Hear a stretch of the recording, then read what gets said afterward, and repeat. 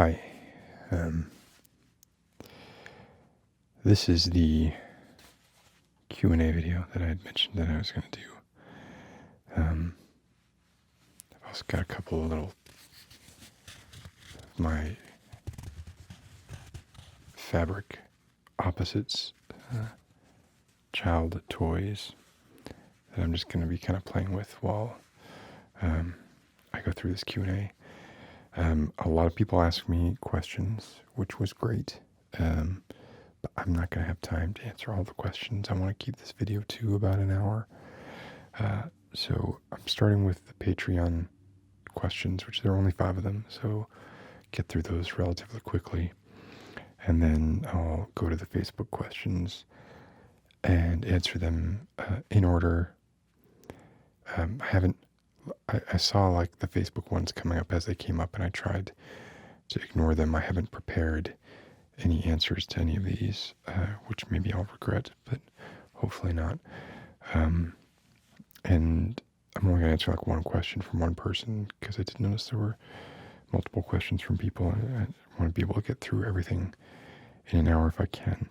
And with that in mind, I'd like to jump right in because I'm already taking too much time on the intro. So, starting with the Patreon questions. This one is from Andrew Thomas. I'd love to know if there's a list of books you recommend. After your appearance on ER's, that's Ephemeral Riffs, podcast, I picked up memoirs of my nervous illness and rather enjoyed it. I'm also curious about your channel's analytics, but that could be too personal. Statistics about viewer demographics, age, sex, religion, average watch time, etc. I don't want to go into that part of the question too much. I will say that most of my viewers are male and live in North America.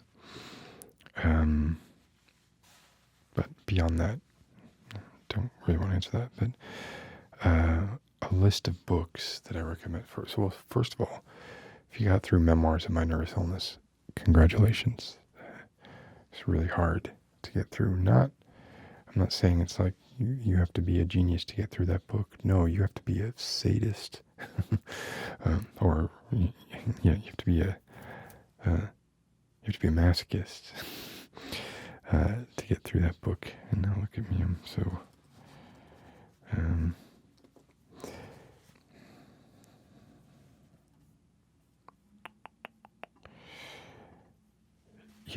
Masochist.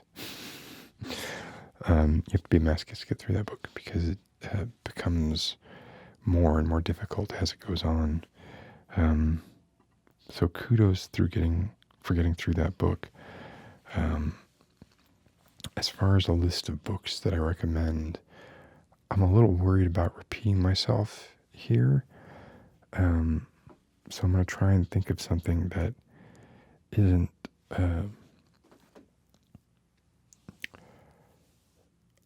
like, I don't need to tell anybody to read Stephen King books if you like comforting thriller/horror books, right? There's an element of it's not really useful if it's just so mainstream that, it's just duh, everybody knows that. But I also understand some people might have an interest in just sort of what I enjoyed and what maybe what gave me the sort of outlook that I have, for whatever that's worth. So, the books that I recommend, it just varies on genre. I mean, if you're looking for recent fiction, I'm probably not the person you want to ask. I did read a good thriller recently called Burn. You gotta forgive me, I gotta look all these up. I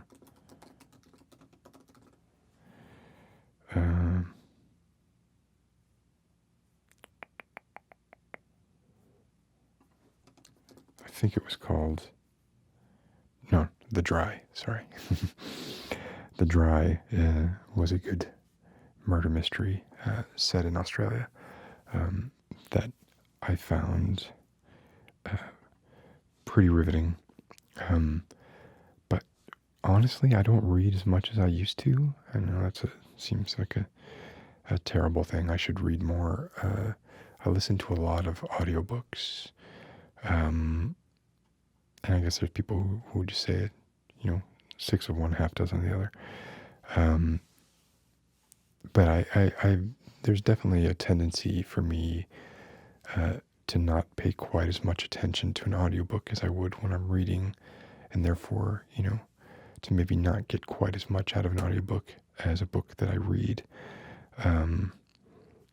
But so treating those all as equal, books that I've read recently, and hopefully these are more recent reads than the ones that I mentioned on ER's podcast.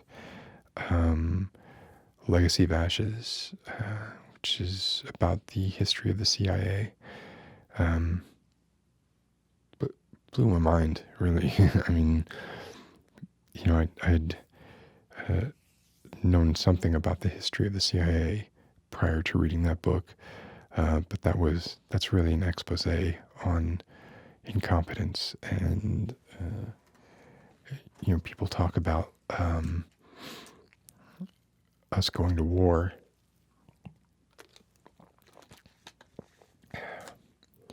and throwing human lives like grist to the mill in the form of warfare, right? The first 20 years of the CIA, they were pretty much just sacrificing people left and right, with no expectation that these the CIA agents that were sent abroad, who were generally very young people, graduated from Ivy League schools, who thought it was romantic to be a spy, and that was used against them. And many of them were sent into Russia and into various other countries where relations were very, very iffy, and were never heard from again, or were heard from again in that we know for a fact that they were killed once they were outed as spies. And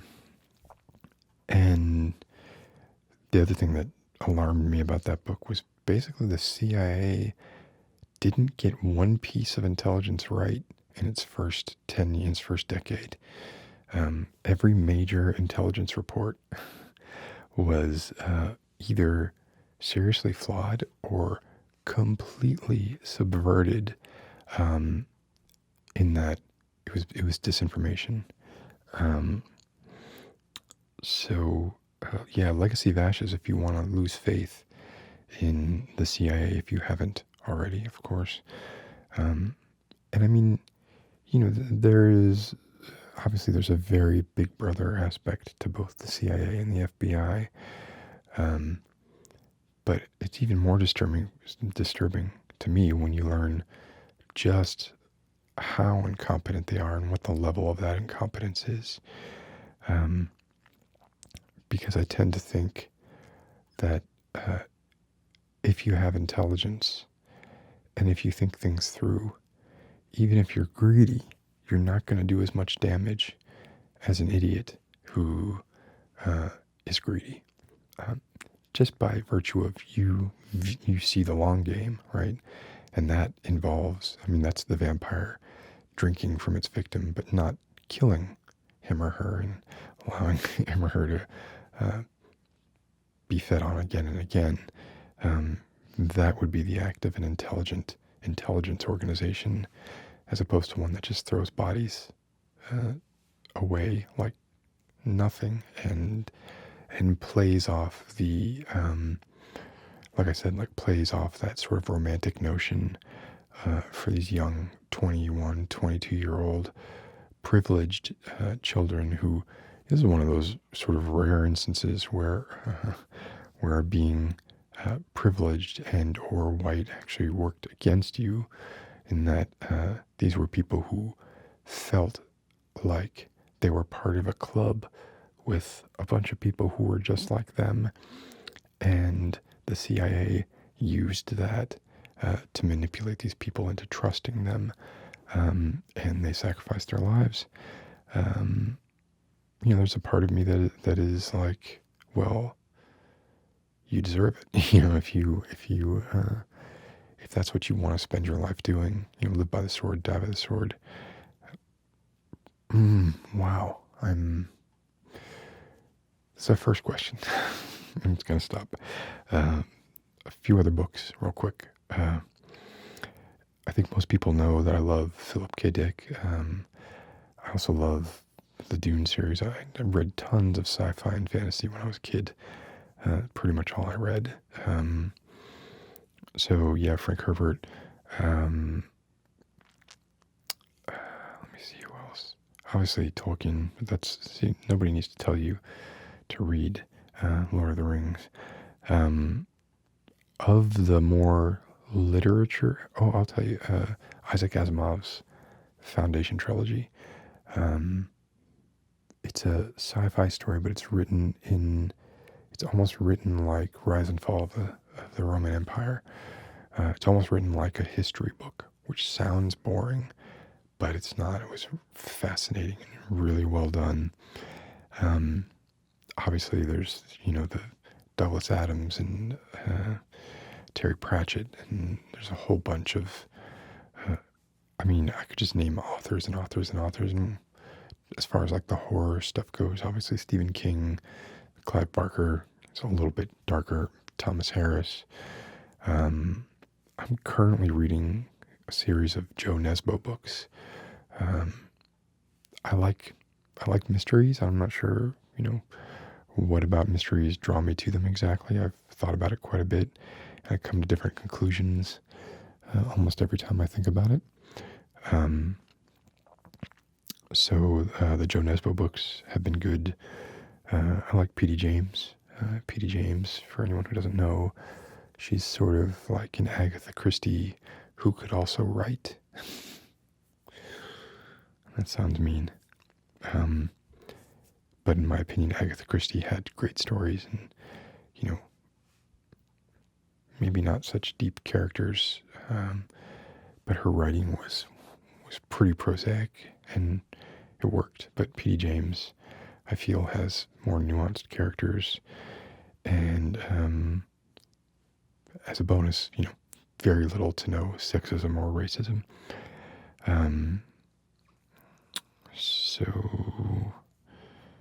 So when it comes to fiction,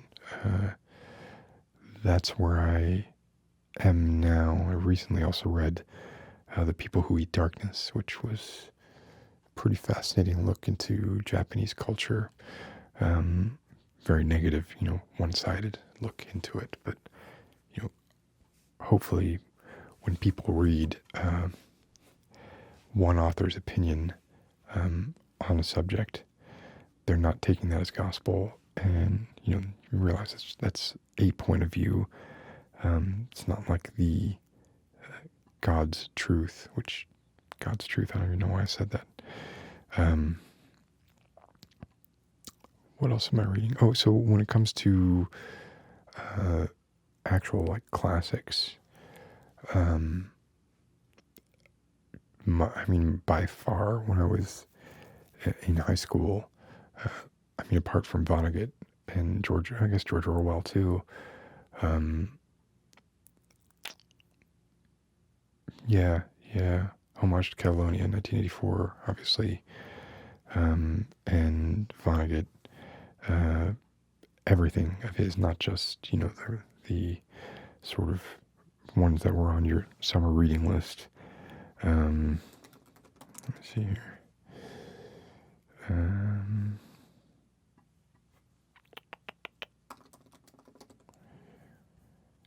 See, that's funny. I'm getting Animal Farm and Slaughterhouse-Five. I'm conflating them, but they're both great.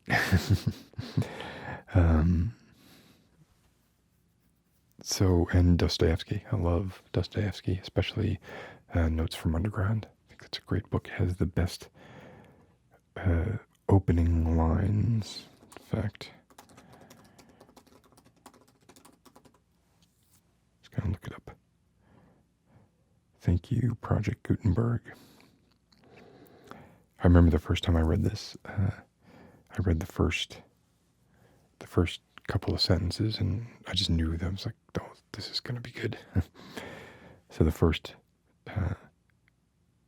3 sentences of Notes from Underground by Fyodor Dostoevsky are, I am a sick man. I am a spiteful man. I am an unattractive man. I believe my liver is diseased. 4 sentences, actually, sorry. But to me, that's just, I'm hooked.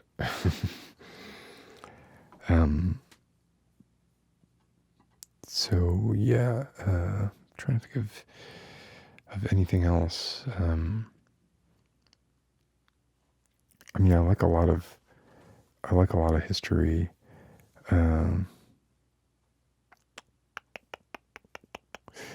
Okay, well, so and this, I'm not sure if this is off the beaten path or not for most, but Stephen Jay Gould. So Stephen Jay Gould was a paleontologist and an author, and he was I think the chair of paleontology at either Yale or Harvard, I forget which. But he wrote essays that were just, he was a master of bringing something around, starting with like a premise, an analogous premise, and like bringing it around to make a point in a way that made you, it was clever, but not in a look at me, I'm being clever sort of way. It was clever in a very illustrative way. Almost not all of his essays were like that, but a large proportion of them were. And then some of the best essays of his were then, according to him and his editor, would be released in books. So, so just off the top of my head, a few of the titles I remember that were good were Bully for Brontosaurus, 8 Little Piggies, Hen's Teeth and Horse's Toes. I think 8 Little Piggies was probably my favorite. He has some textbooks, also more like textbooks, like on ontology and phylogeny, Mismeasure of Man. I guess that was not really more of a textbook, but I would, and I hate to say this because he died, I guess it's all like 10 years now, but I would avoid his later books. I feel like and it's weird, I feel like this about Oliver Sacks too, who also died more recently. But I feel like their first few books were amazing, and once they hit their stride, they were amazing. But then they sort of might have run out of things to say a little bit, but still had to keep putting out books, or were strongly encouraged to put out books. So for Oliver Sacks, books like The Man Who Mistook His Wife for a Hat, a later one that I like is Musicophilia. I think that's really good. Island of the Colorblind, A Leg to Stand On.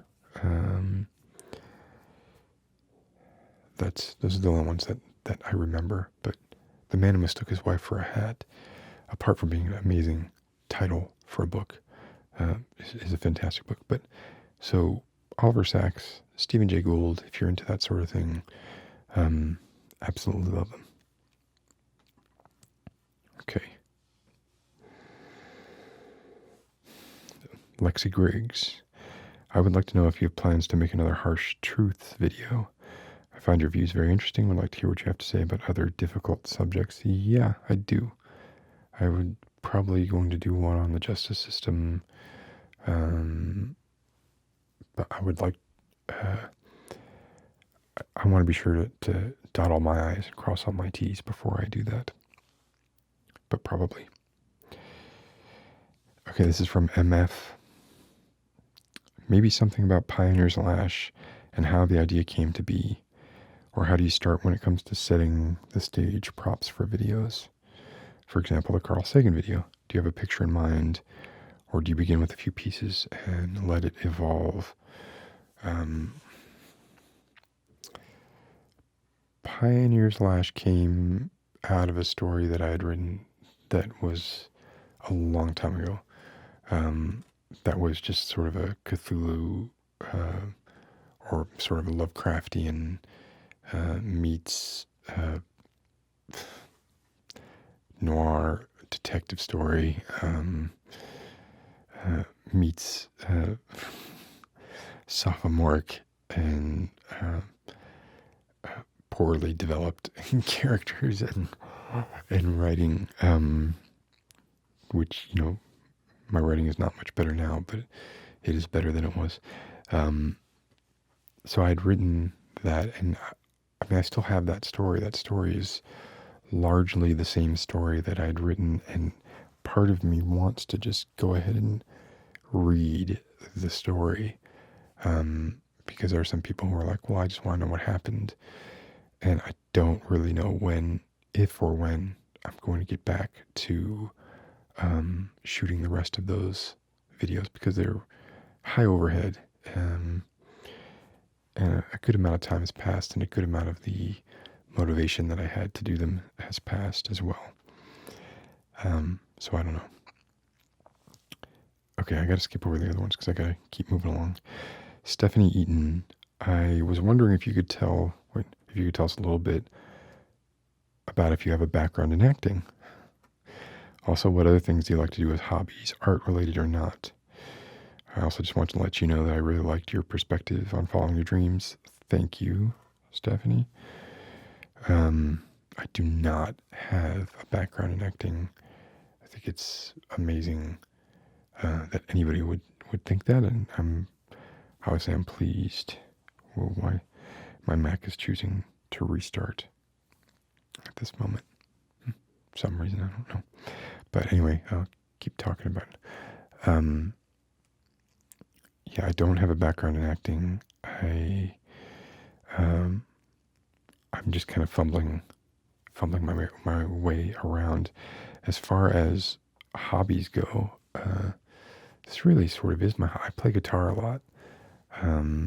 That's probably my only other hobby. I don't have that much time between work and family and this. I play guitar. I do videography in other settings when I have the time, but it's increasingly less and less time. And it's becoming, increasingly harder to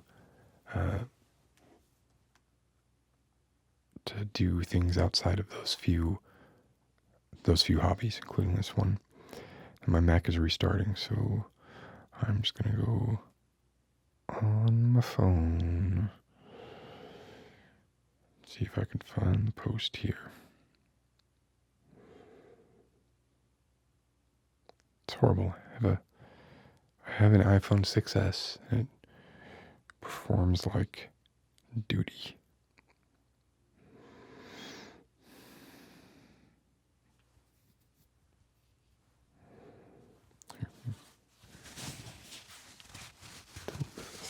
While I'm waiting. Okay, here it is. All right, so now we can get to the Facebook ones. Now I'm at 20 minutes. Okay. So there's a lot of these on Facebook. So I don't want to rush through them. But if there are ones that are similar to ones I've answered before, I'm probably going to skip them. Shanna Lee, what was the first ASMR video you ever saw, and how were you introduced to ASMR? It was, I don't know what the actual video was, but it was a gentle whispering video. And I was introduced to it because some friends at work were making fun of it. And I watched it, and it worked for me. So I was like, well, why is everyone making fun of this? This is actually really, really effective for me. So, hold on here, let me sign in. Laura Almeida. Sorry if I'm pronouncing that wrong. From your videos, I've seen you playing guitar and also piano. How many musical instruments do you know how to play, and what kind of music do you like listening to? I really would say I only play guitar. I noodle on piano, but I don't play piano. but I started playing classical guitar when I was very young, and I injured my hand. I don't know if you're going to be able to see this, but watch when I move these two fingers. I don't know if you can see that. There's like I severed the tendons on these two fingers, and I can't hyperextend them. That's all they'll do. And they're also a little weaker than my other fingers, which made being classical guitar particularly difficult. But that's what I started doing, and moved into rock, obviously, and that kind of stuff. And but I still play classical and or like folksy music when I have the time. Okay, here going back. What kind of music do I like listening to? Lately, I've been listening to Wolf Parade. When I say lately, I mean the last few years. I really like Perfume Genius. I'm trying to think of recent things because I listen to a lot of music that's old. I don't listen to a lot of new music, which is to my own detriment. And I know that, and I try to find new artists that inspire me, but it's difficult. I tend to hate everything the first time I hear it, no matter what it is. I have to hear it a few times. Like even if I'm watching a show, I watch almost every show that anyone recommends to me. I'll watch it. I'll watch 3 episodes because I can hate it after the first episode and love it after the third. It takes me a little while to get into that kind of stuff. Okay, let's see. But most of the music that I listen to, as I mentioned, is older music. Stuff like 90s, Wilco, alternative stuff, Arcade Fire, Granddaddy. I listen to a lot of stuff I listened to when I was a kid, like Propaganda and Earth Crisis and Refused and Fugazi and stuff like that. I listen to a lot of that stuff still too. And that's as much politically motivated as it is musically. Margaret Troop, what has been your favorite ASMR video to make? Do you like making one kind of video more than others? I enjoy the collaborations with Ephemeral Rift. Those are a lot of fun. That's probably my favorite video to make was when we did Call the Dream Team a couple of years ago now, which I can't believe it's a couple of years ago. We're really old. But I just feel like everything kind of clicked on that one. Sometimes things click. Sometimes things click really well. Sometimes things click kind of well. I felt like on that one, everything was like firing on all cylinders.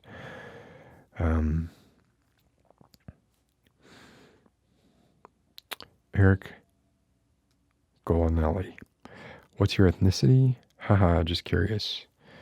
Would you ever consider doing a video being a therapist? Love your videos. Yeah, I would consider doing a video being a therapist. As far as my ethnicity, I haven't done 23andMe or anything, but on my father's side, I guess if you go back far enough, Pennsylvania, Dutch, I suppose, and on my mother's side, German and Italian. Eric Green, how is it you came to create ASMR content? I kind of answered that already. Why is your content so different from other videos? Where did you get the idea to have dark, gritty, more realistic themes? I didn't have a choice. Like I couldn't do it. It's just people are different, right? And different things drive different people, and I can't make a video if I'm not excited to do it. And generally that's the kind of stuff that interests me. So Elizabeth Starr Taylor, what in your life led to your political views? Checking my time here, because this could be a long answer.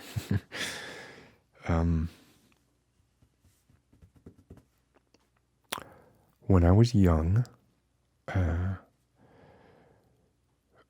my father was a very successful doctor, and grew up, private schools, cloistered sort of communities, if not upper class, very close to upper class. And then he died, right? And everything changed. I don't think, in retrospect, we were probably living on the edge of our means, right? Because things changed pretty quickly. And my mother had to go back to work, which she did, and supported us. But our lifestyle did a 180, and this is in my preteens. So I had experienced life like in a certain way, and in a way that I never was introspective about. I never questioned why I was born into this. I never questioned whether I deserved it. I never questioned whether I was throwing away my opportunities, which I did, like, routinely. So when all that changed, I was sort of forced, by virtue of circumstance, to look inside, and I became far more introspective. Like I shifted all the way to the other end, like unhealthily introspective, and was in therapy. I was actually in therapy before that. I've been in therapy for the majority of my life, the vast majority of my life. So I kind of went to the other end, and trying to be as empathetic as possible, because what really, so we were never poor, right? It was never like we didn't know where our next meal was coming from. We were never homeless. But we were definitely, my mom was a nurse. She had 2 kids, and living paycheck to paycheck. And it was tough, and every day I'm amazed. I think on what she did and what she had to do, and the strength that she had to show, and it amazes me. But the thing that several things stuck with me and sort of molded, I think, my political views and my ethical and moral views. One of the things that was the most alarming to me about that was that all my friends changed. Like, it wasn't just that, obviously I ended up going to a different school, right? But it baffled me, like, why the friends that I had, I didn't have anymore. I wasn't hanging out with those people anymore. My mom was not hanging out with the people she was hanging out with before my father died. It was, I don't know if it was because of embarrassment, or on their part, on the part of other people's, or just feeling uncomfortable and not wanting to feel uncomfortable. But for me, that was sort of a key element of, I wasn't anywhere near as shattered by the lack of getting things I wanted as I was the lack of what I thought was, friendship and love, and apart from close family, that stuff was all fragmented and jumbled around. And it gave me very sort of cynical and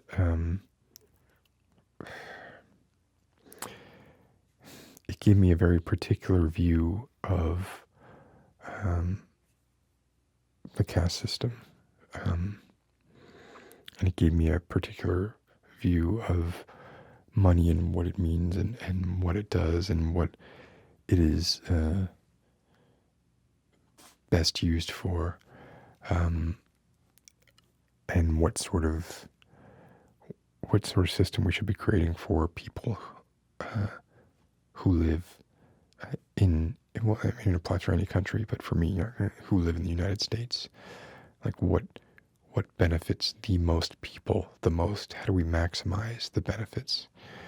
And it's definitely not a small percentage of people amassing wealth that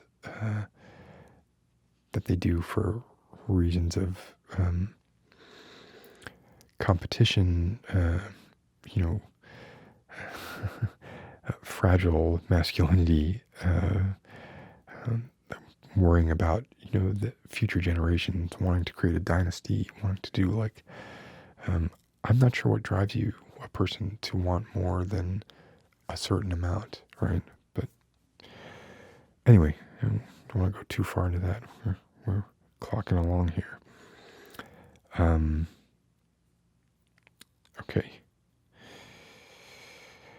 Karuna, Daniel. Hi, Karuna. Glad that you commented there. What inspires you to continue doing ASMR? What do you think is going to happen in the future of our community regarding ASMR content creators? What are your future plans in a career regarding ASMR?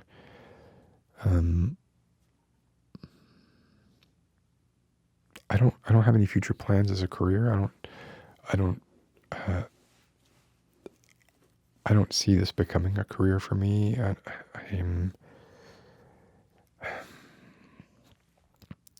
I think it would be very unlikely. It would be lovely. I would, welcome it, but I think it would be very unlikely.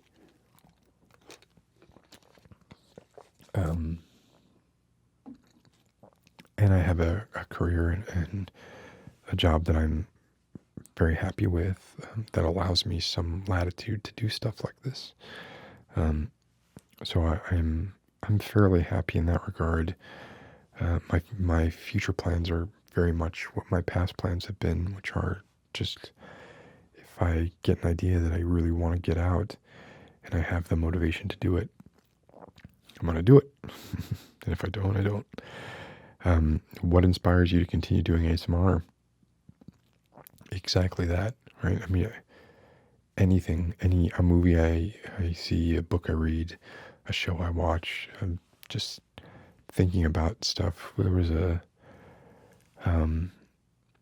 an episode I just watched tonight of Last Man on Earth, and it was occasionally Last Man on Earth will do these episodes that are just character vignettes of completely different characters that you've never seen before, and sort of tell their story of what happened to them. And then I realized this is not a new concept with that show, but it kind of struck me when I was watching this. Sort of will take you through what happened to that person when the world ended, when this virus struck. And it takes people from different walks of life, different areas, and so it sort of shows the interesting consequences of what happened to all these people because of what was going on. So in watching that, I was like, well, that would be a great sort of series to do, right? Just like,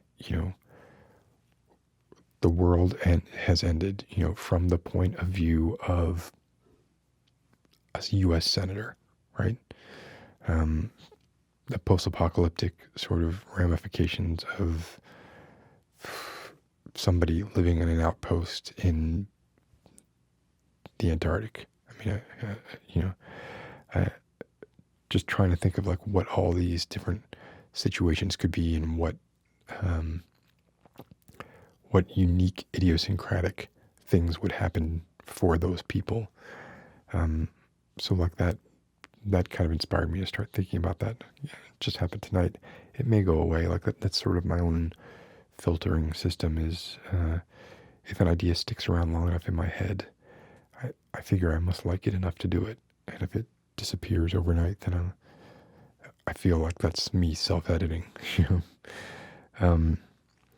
What do you think is going to happen in the future of our community regarding ASMR content creators? Well, I think it's going to get more and more accepted. I think, you're going to see ASMR videos on Netflix within a couple of years, if that long.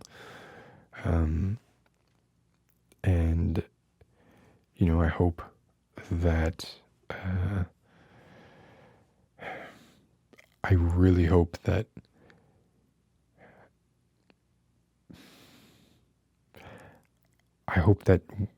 ASMR content creators don't get frozen out. The current and future ASMR content creators, right? I hope it doesn't become an industry where you sometimes will see like fucking Donnie Darko, forget his name, Jake Gyllenhaal, right? Doing ASMR, right?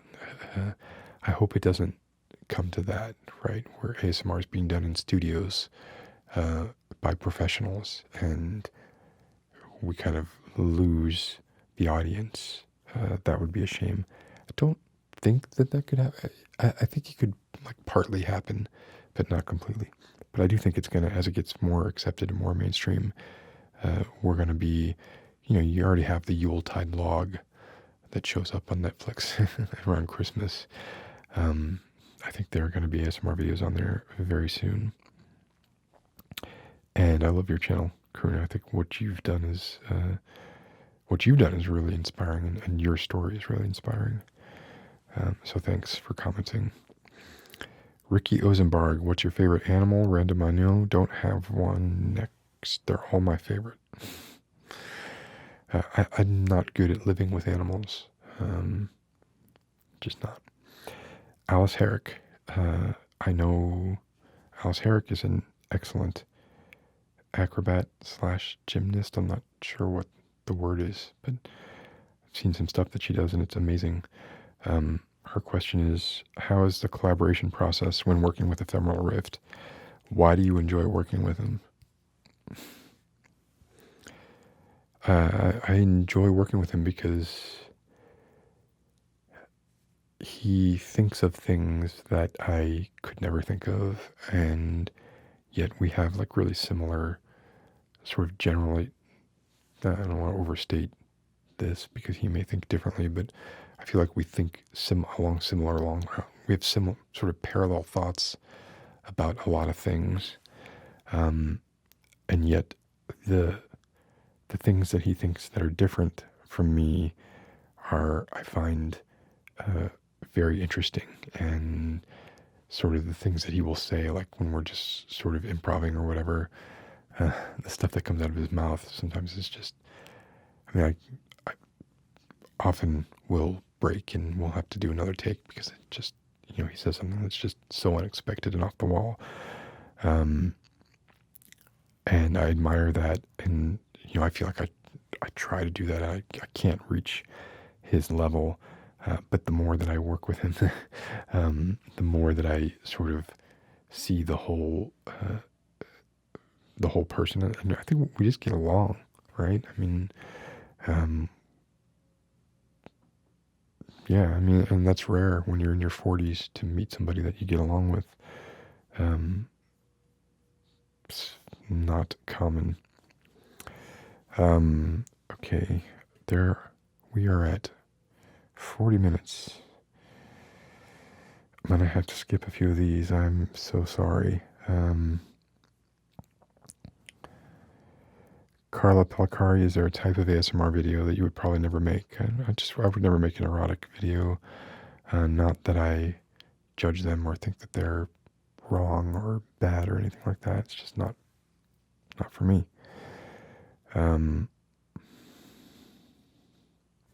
Carly McGregor, when you were little, what did you want to be when you grew up? A doctor. Some kind of scientist after that.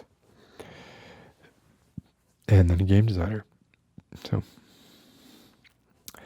Samantha Pointer, justice or mercy? Definitely justice. Definitely mercy. It's not a fair question.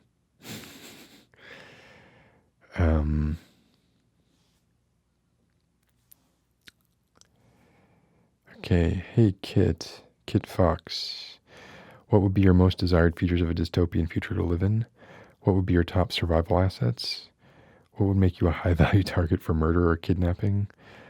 I would not want to live in a dystopian future at all. I'm too much of a technophile and too reliant on, I'm too soft for that. My top survival assets, well, so now I'm going to contradict myself a little bit. My top survival assets are that I don't need anything.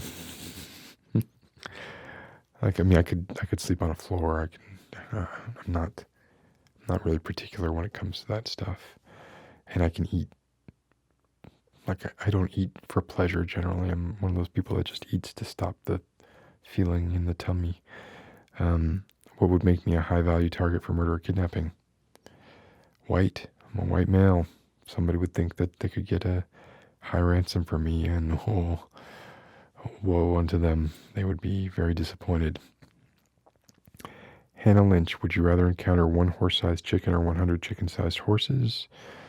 100 chicken-sized horses. Liz Pearson, how long does it take you to make a video from conception to publication? That really depends. Like this one, I mean, in theory, this one's been in the works for weeks, but really, I'm just kind of sitting down and doing it. It's not taking that long. An hour or two, take another couple hours to grade and to render, and then an hour to upload. It takes more than people generally think. It takes longer than people generally think. Dave Norton, will you make another collab video with Ephemeral Rift? Yes, I hope so. We're talking now about something. Liz Pearson, I gotta skip you. I'm sorry, Liz. One question. Kit, gotta skip you.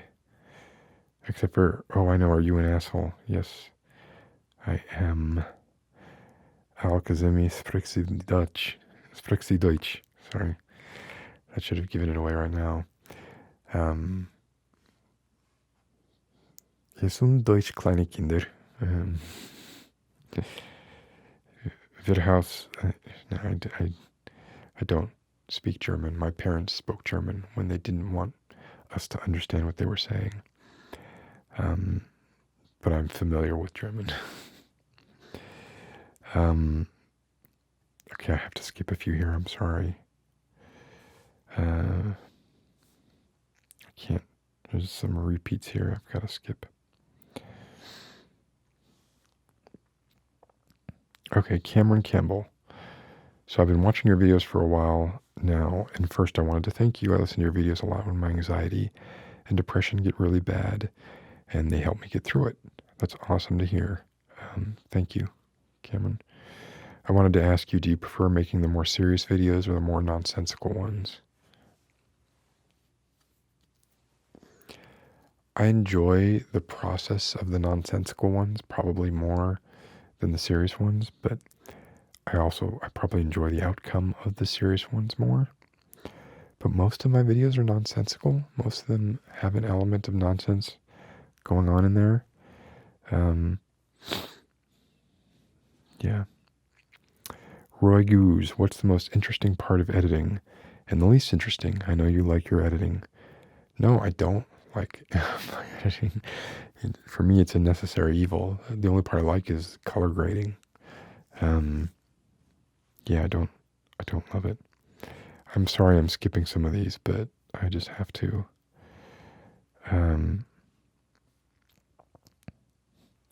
When can we expect more Pioneers Lash videos? I answered that earlier. Probably, I don't know.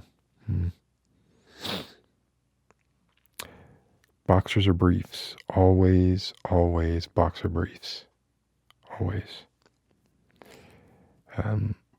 Corey Towser, have you ever considered voice acting? What's your favorite comedy movie and why? And in which sci-fi world would you most like to live? I've never considered voice acting. Don't think I'd be any good at it. My favorite comedy movie, it's really hard to say. I was a huge Woody Allen fan when I was younger.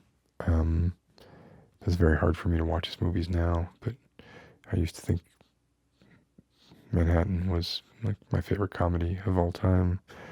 Um, I don't know. I can't answer that one. In which sci-fi world would you most like to live? Well, visit. I wouldn't like to live in almost any of them. Um, but I mean, who wouldn't want to visit Blade Runner, right? That's, I love the urban, I love the dirty urban futurist feel. I love that. Um, Not answering any more questions about different sized animals. Favorite music, Katarina Zen. I think I already answered that. Chrissy McMillan, Anarchy. What are your thoughts? I have thoughts. I've dabbled in anarchy. I vacillate between thinking that democracy can be saved and thinking that it cannot be saved.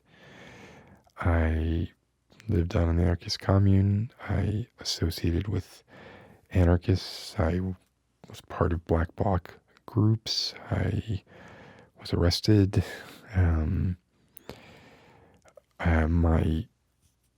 My theoretical leanings were anarcho-syndicalist. I'm struggling with that a lot now. I'm struggling with my political identity at the moment. I think I just have so much venom for our current president that it is hard for me to see the long game.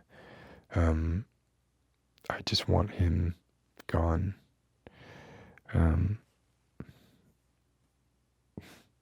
Yeah, I could go into that for a while, but we're getting close here. Pineapple on a pizza. This is Rebecca Davies. A disgusting abomination from the Underdark, or a disgusting abomination from the Underdark? Yes. Horrible. Do I believe in reincarnation? No, I am an atheist, and I don't believe in anything other than decomposition and our molecules becoming energy for other beings, and that's the closest to reincarnation that I can personally sort of endorse.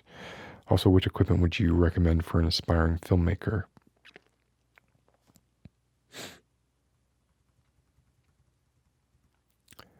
It all depends on your budget and what you're trying to do.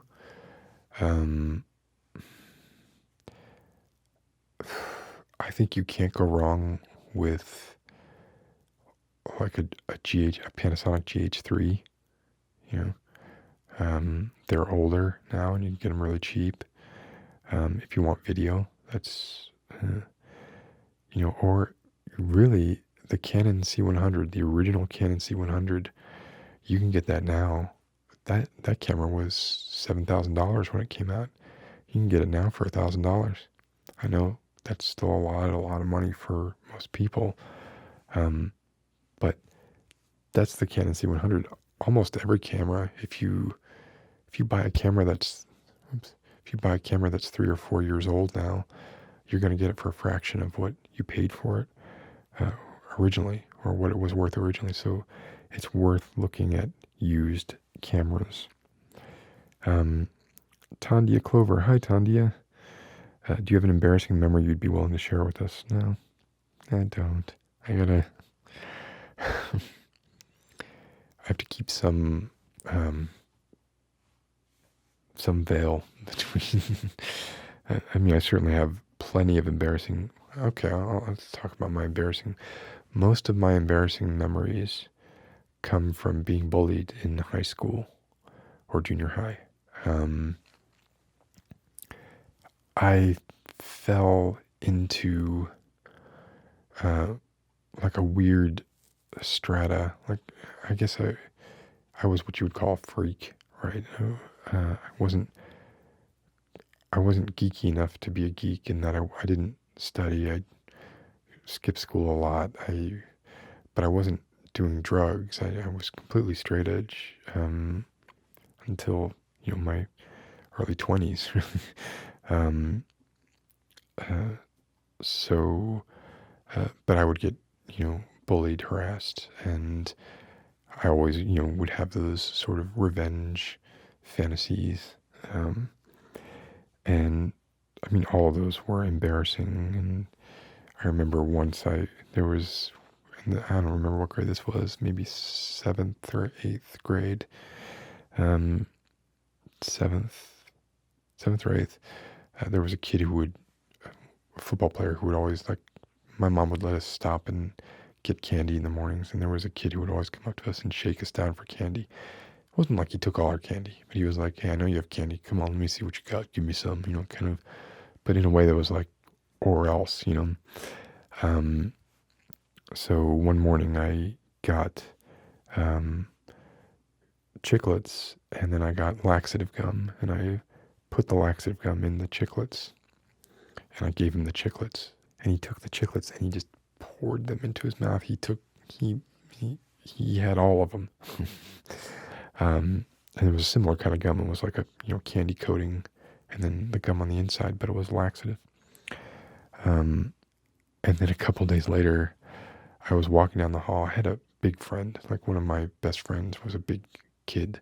He was like 6'3" or whatever in seventh or eighth grade. And he was largely the reason I didn't get physically bullied as much. But we were just walking down the hall, and I get tapped on the shoulder. I turn around, and there's this guy, and he punches me in the stomach, and I crumpled onto the floor like just in a heap. And I look up and I see my friend, and he's laughing.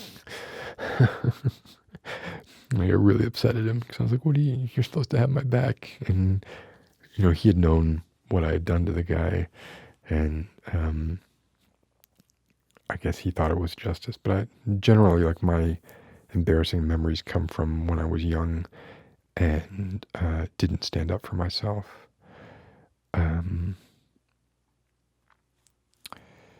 Okay, I'm seeing a lot of repeats here. Okay.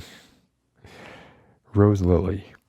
Firstly, I think you're so lovely. Oh, that's sweet. My questions are, if you don't mind me asking, what inspired your YouTube channel name? Oh, would you ever consider doing a collaboration with a lesser known or smaller channel? Wait a minute. This is ASMR Rose. I know ASMR Rose. I watched your content. I thought you had stopped making content. I'll have to go back and check. I don't want to speak out of turn, but I watch your content and think that you're great, Rose. So what inspired my YouTube channel name? It is from a T.S. Eliot poem called The Wastelands. The Drowned Phoenician Sailor. For me, certain phrases are evocative, and I actually went through a few names before I landed on this. I wanted something that was memorable, but also not so common that if you Googled it, you would get 1 million hits for something, really like Pitbull, right? Okay, I mean, he's overcome that. He's okay. He's doing okay. But at first, I bet you it was really tough for him to Google himself or for people to find him, because you Google Pitbull and that's not what you get. When you Google, let's see, I'm curious. This is not vanity. I'm just curious. I'm just going to Google myself. Yeah.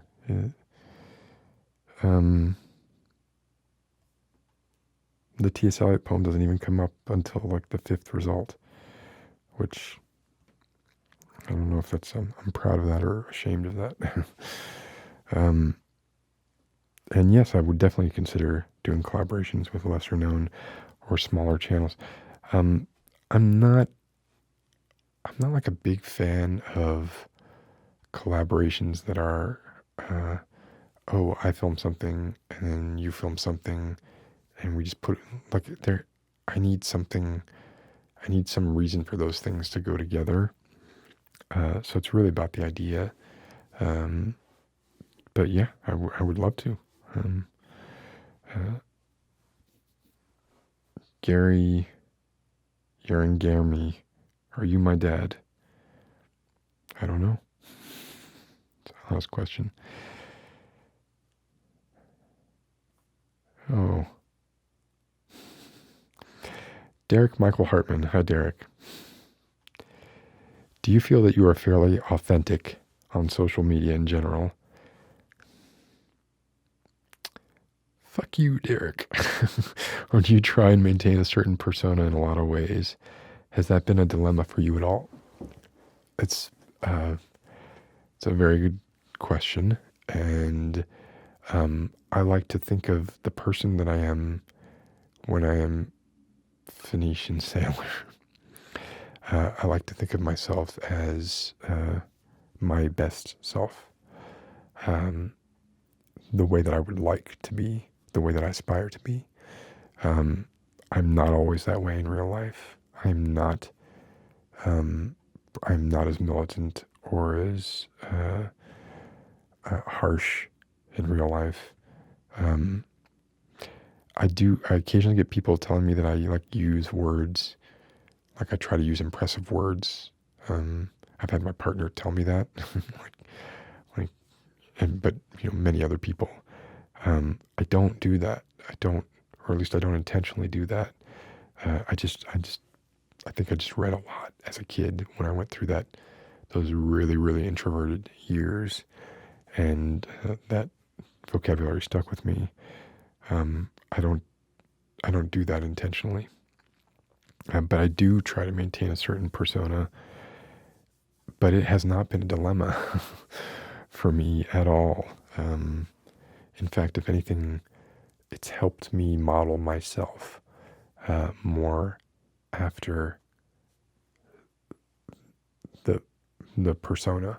Um, it's difficult to it's difficult. I can't just draw a line and say, well, in real life I do this, and in social media and online and on my channel I do this. It's so I tend to be a pretty in real life I tend to be fairly quick to judge, and I'm trying not to do that. Um, and I also do that on social media. And I will also say things without thinking them through sometimes. Um, but it's a good question, good observation. I definitely get the underlying message there. Um, I would say I am 75% authentic online. Tyrone Ferguson, are you a big music fan? Favorite album of 2017? Most groundbreaking breaking artist of this decade, in your opinion? I'm a horrible person to ask that. Um, I was actually a touring musician in the 90s. Um, I could tell you about 90s music. I couldn't tell you anything about today's music, very little. So I can't really answer that.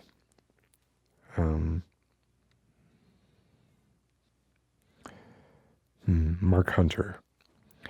I admire your work immensely, Mr. Sailor, and hopefully our little contretemps earlier this week regarding my comments on the article you shared will have since been forgotten. They have been forgotten, I'm sorry. However, in keeping with the theme of gender, I'd like to ask, what quality do you admire most in a man and likewise in a woman? I can't answer that question. Can't answer it. It's what I admire most in a person. If I can throw in a bonus question, I'd like to ask which historical figure you identify with most.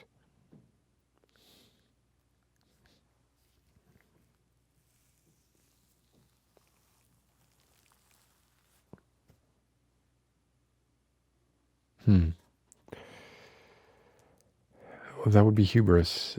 I mean, I can't sort of really tooting my own horn if I said I identify with Oscar Wilde or, Richard Feynman, or, people that are definitely personal heroes of mine. And, I admire all they stood for and all they endured. I don't feel like I identify with them. I don't feel like I've had to face, I feel like I've had a very easy life, relatively speaking.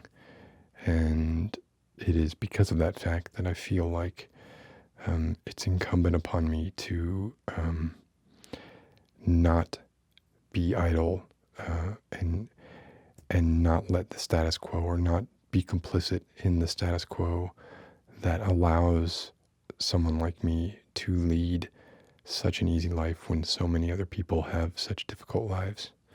So I don't really identify, or I can't say that I identify with any historical figure. I